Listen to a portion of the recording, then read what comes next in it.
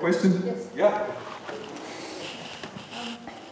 Okay, I'm rather long in the tooth, and for well over 50 years I've been trying to work out what it means to me to be a humanist.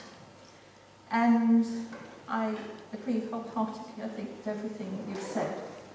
But for me, humanism, as it is mostly understood, seems to me to have a certain limitation, that we think it is entirely about humans. And I've been spending the past 50 plus years trying to work out how we should relate to the other species on our planet. Because ever since Darwin, we now know that they are our kin. And I don't see much attention, really, to this. Well, I think that's a very good point. The world, after all, divides into vegetarians and those that eat them. And it does raise certain... It does raise certain ethical questions, and I speak here, by the way, as a vegetarian. And I do think that it's very important to recognize that our circle of ethical concern really ought to be broad enough to include, at very least, other sentient beings, although there's a powerful case for saying that we have an ethical responsibility to the whole of nature, not merely for the instrumental reason that if we pollute it too far, then succeeding generations are going to be disadvantaged by it, but because it has intrinsic value. Now, that, of course, raises a whole other set of concerns about what does contain intrinsic value, what does that mean, and why does it, and so on.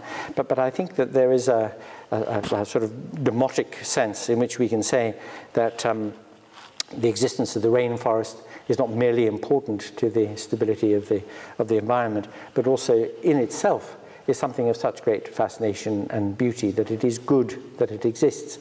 And it might be that we can accept that some things are good, even if we don't have access to them, even if not having access to them is a way of protecting them because they are good.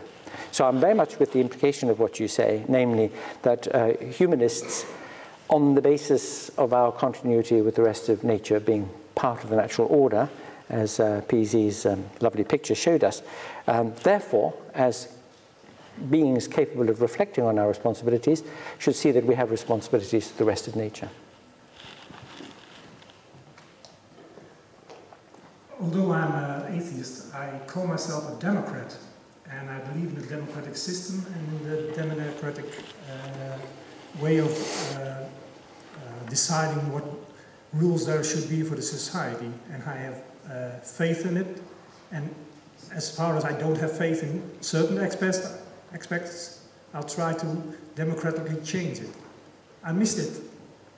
Such an attitude in your story tonight. Well, thank you for that. Yes, because had we welled enough in time, of course, I would have also spoken a bit about the secularism aspect of this, the sort of tripartite situation that we face now. And I would say this: I have to confess to being rather amused by your opening remark. I'm an atheist, but I'm also a Democrat, as though somehow there was a. If one is a Democrat, one is a responsible member of a liberal democratic order, then one has to recognize that faith organizations like churches or religious movements and so on, of course, have a right to exist. And more than that, they have a right to have their say, to be part of the conversation that a society has with itself about how it conducts itself. The problem, which Roy Brown and others have really eloquently pointed out to us today already, is that religious organizations and movements are very privileged in most of our Western countries. They're given tax breaks, they're given exemptions from anti-discriminatory laws, they're allowed to run schools where they can indoctrinate children, and they have open access to governments and can influence policy, even though their actual representation of committed followers tends to be very small.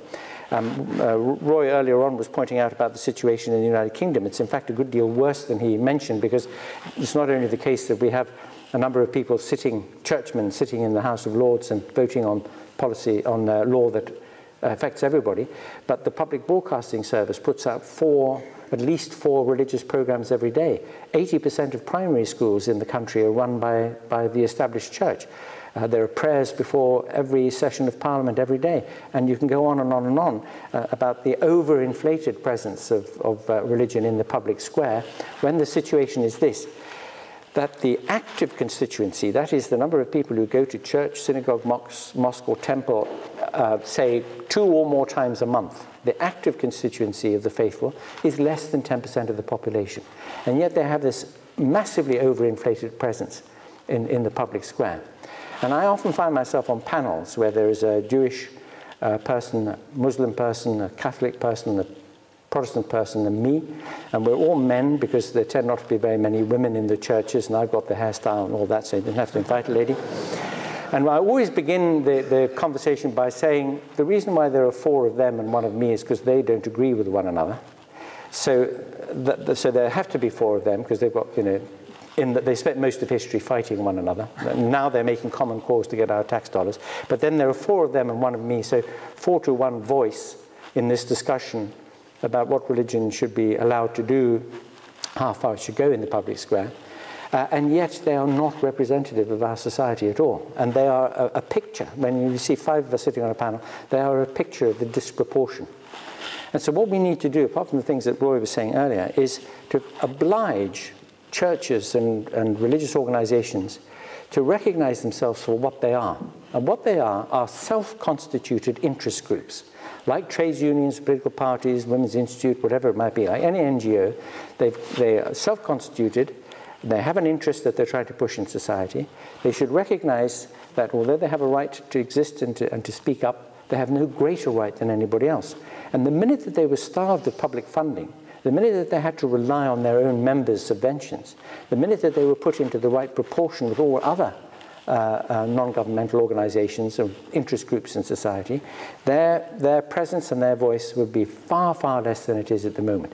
And that's how to deal with it democratically, because if you really were a democrat seriously, that's the size they would have in the public square.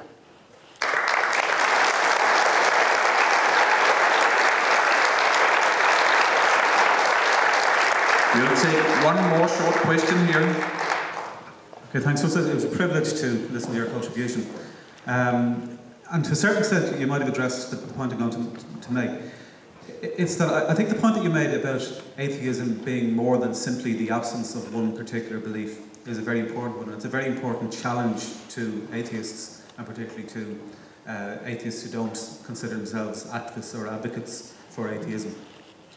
I think the analogy of the atheism being the same as not collecting stamps, it would be the same as not collecting stamps in a society where most people collected stamps and thought that the post office created the world and took their ethics from where they collected stamps. Exactly. So I'm wondering, to what extent do you think you can move beyond the question of atheism at a minimum, let's say, implying the exclusion of views that are inconsistent with atheism, and to what extent can you create positive ethical obligations and or political obligations from the analysis that you're making? Well, I was rather hoping that what I've said in the last hour was something of an answer to both those questions, in the sense that one implication of the point about ethics of rationality is that what one has a responsibility to take a stand on that fact that we have serious intellectual responsibilities here, which other people are deliberately flouting by laying claim to faith as a justification for what they believe and the rest, and that we should therefore engage them and challenge them in that conversation about this matter. But that secondly, that if you did take that stance, then you do have immediately the responsibility to begin to think in the broader ethical way about what you're going to do, how you're going to act, and why, and what sort of person you are. So that, being atheist is not just simply saying, oh, I won't be bothered with all these Norse gods and so forth, but it is it does imply something that you have to do, something positive.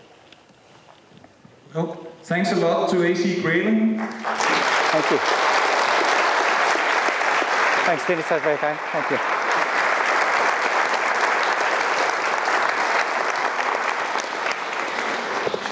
Will close the session. Yeah, thank you. So just a few brief comments. It's nice to see this at the end of this first day. I'm a bit less stressed now than this morning, so that's good. Seeing that everything works out. So I hope you enjoyed this first day of the Gods&Politics conference. I certainly did. And tomorrow, if you look at the program, you'll see that it's a bit tougher because you have to choose. You have to make choices for the first 5 sessions. We'll have some down here in this hall, and 5 sessions up in a room called Legitimacy. We'll have, of course, volunteers showing you where that is. So you can begin to look at that now and make up your mind of what you want to see tomorrow. It's a bit easier for us because we've already divided who will be where, so we don't have to make choices. Apart from that, those of you going to the Gods&Entertainment after this, you just follow Jesper. He will lead you there at 1:07 from the main entrance to the Black Diamond.